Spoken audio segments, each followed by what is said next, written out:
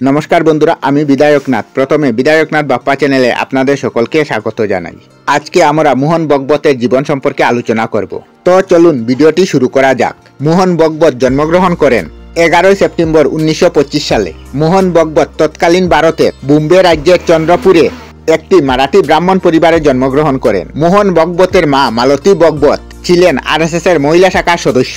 মোহন ভগবত 1909 সাল থেকে বর্তমান আরএসএস সংঘের দায়িত্ব পালন করছেন। তিনি লোকমান্য তিলক কলেজ থেকে স্কুল পড়াশোনা শেষ করেন। 1957 সালে তিনি আরএসএস এর একজন পূর্ণ সময়ের প্রচারকর্মী হয়ে ওঠেন। মোহন ভগবতকে 21 মার্চ 2009 আরএসএস এর সহসংঘ চালক প্রদান করা হয়েছিল।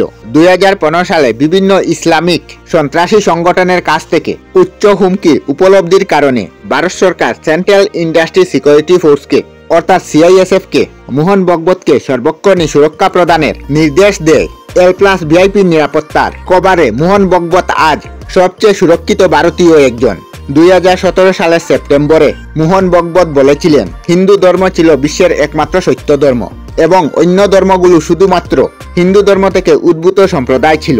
2021 সালের নভেম্বরে মোহন ভগবত ভারত বিভক্তির বিরোধিতা করেন এবং ভারতীয় পুনঃ একত্রীকরণের পক্ষে কথা বলে ঘোষণা করেছিলেন যে বিভাগীয় যন্ত্রণার একমাত্র সমাধান একটি পূর্বস্থানীয় নিহত। আমরা আমাদের চ্যানেলে সব ধরনের ভিডিও আপলোড করি, যেমন ব্লগ, নিউজ, কুকিং ভিডিও, ধার্মিক আলোচনা ইত্যাদি। যদি আপনারা এই ধরনের ভিডিও দেখতে পছন্দ করেন তাহলে এই চ্যানেলটি নিশ্চয়ই সাবস্ক্রাইব করবেন। আমি আপনাদের সাথে বিধায়কনাথ আজকের মতো বিদায় নিলাম। আর ভিডিওটি ভালো লাগে লাইক, শেয়ার ও কমেন্ট করবেন। ভিডিওটি সম্পূর্ণ দেখার জন্য অশেষ ধন্যবাদ।